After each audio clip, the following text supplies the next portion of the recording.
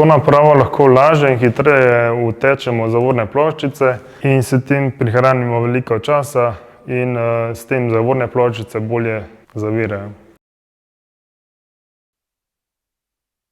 Glede na tip zavorne čeljusti nastavimo program, s katerim bomo utekali zavorno ploščico.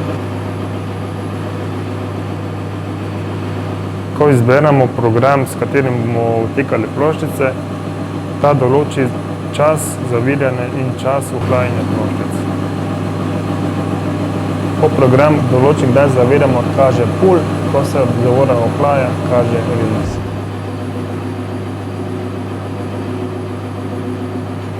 Moramo pa tudi izbrati, katero kolo bomo najprej utekali, lahko sprednje ali zadnje.